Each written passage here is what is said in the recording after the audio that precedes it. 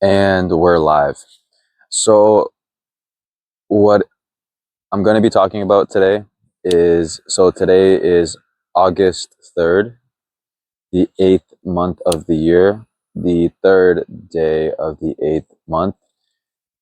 The number 8 is a number of karma. We've discussed that a lot. The number 3 is a number tied to the master teacher. It's tied to the first letter of every word that starts with C. So the first letter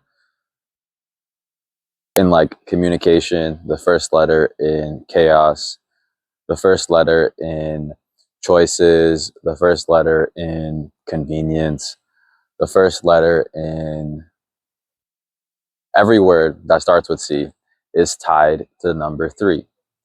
And 8 and 3 equal 11. 11 is the master number of emotions, the emotional master. And today is like a big deal.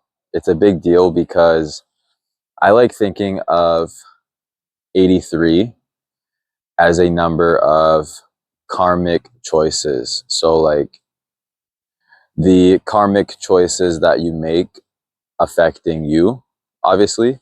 So, like, the things that you do on a day-to-day basis are going to affect your future karma. When I say karma, karma is complicated. C, ironically, like C and then SEE. But it's complicated because karma is like, it's not like this boogeyman that is like waiting under your bed to find you when you're sleeping and like you're not aware of it. It's kind of like that. But karma to me is subconscious.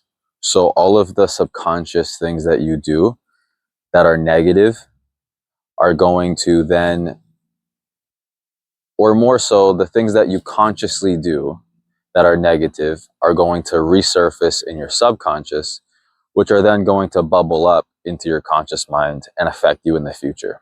So an example of this would be the negative karma of having money to give to a homeless person that is in a way, way, way, way, way more difficult situation than you are, and the inconvenience of doing so, just because it's like maybe like all the way in like your, it's just like inconvenient to dig up all that change, which is another ironic thing because like homeless people beg for change and they literally want change in their life.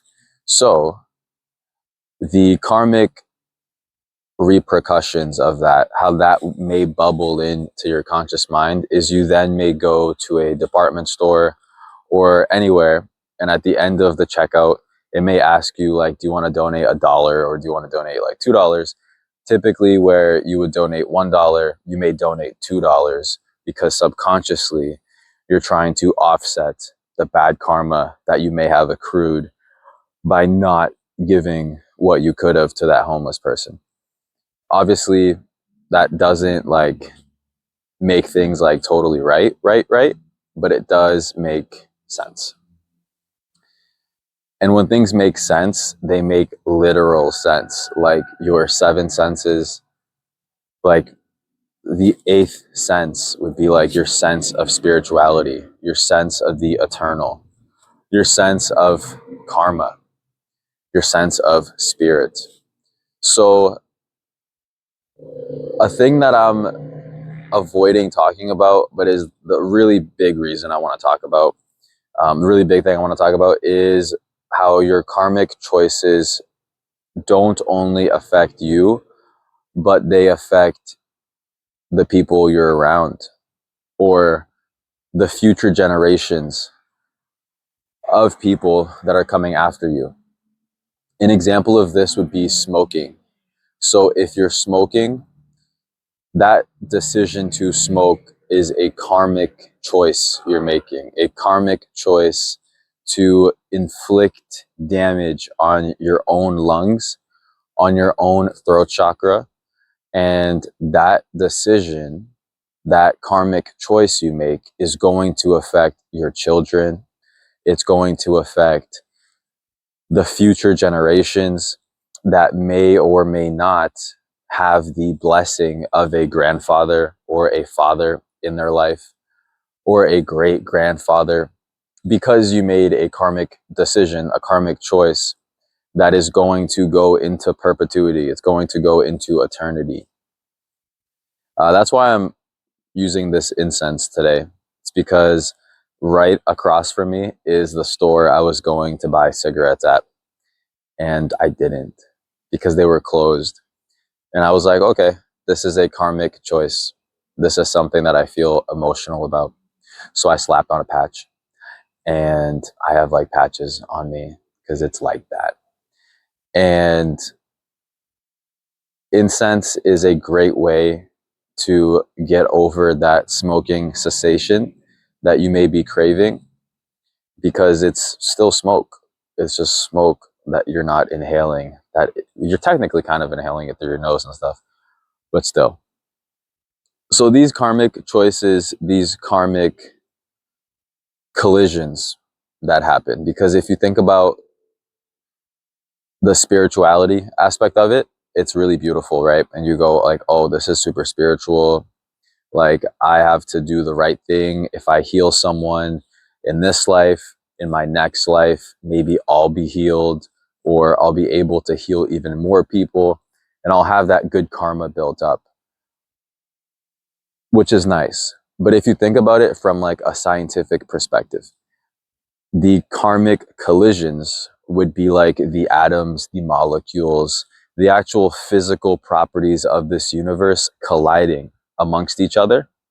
And your karmic collisions can either be karmic collisions that result in entropy and more chaos, or they can be strategic karmic collisions that result in beautiful order and beautiful chaos.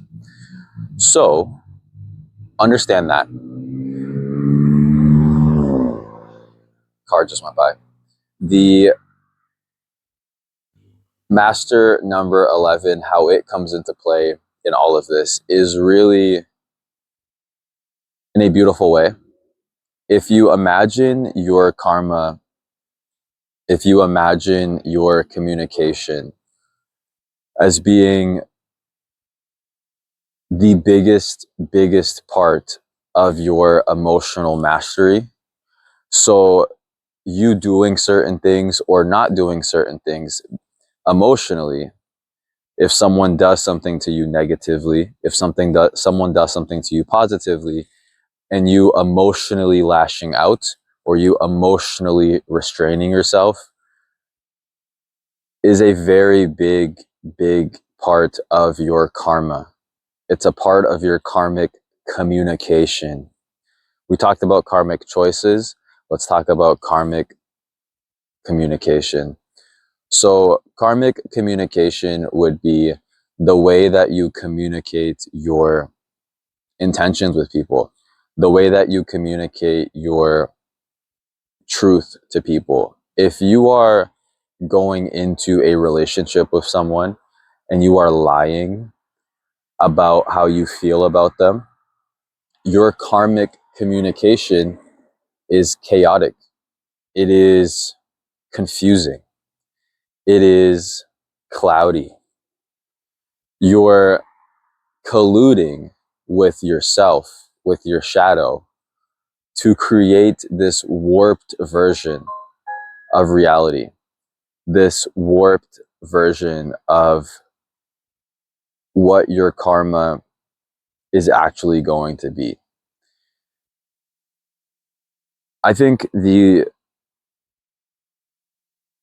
biggest thing you can do to establish good karmic communication would be to reveal that which you are afraid of. For example, if you have a YouTube channel, or if you have a social media presence or something that you are hiding from other people for one reason or the other. It may be something that you are scared of their opinion. You are fearful of what they may think about you. You may be scared of the karmic repercussions this may have. Maybe you feel like you're special and that what you are teaching and what you are showing in your shadow is something extraordinary, something that the others around you shouldn't have the privilege of seeing or witnessing or paying testimony to. That will come back to bite you. Similar to how the sign of Scorpio is the scorpion, and the way that scorpions defend themselves through their stinger, and their stinger is on their back, on their tail. Things that Scorpios do that they think is going to play out in a good way, where they may hide something or burrow themselves similar to a scorpion in a hole. Those things come back to literally backfire on them, like a scorpion stinger backfires. So think of that stinger on the scorpion, instead of it being used to defend the scorpion, it is something that stings the scorpion itself in the back, which I don't even want to imagine stabbing myself in the back. That is a very scary thought. Oh, so hot. Oh, some of the embers from the incense just got on me. But yeah, understand these things. Understand the essence of incense, of your spiritual incense. What fragrance, what type of incense are you putting out? Are you like lavender, where you are beautiful and fragrant? Or are you putting off a poisonous gas, something that people are avoiding?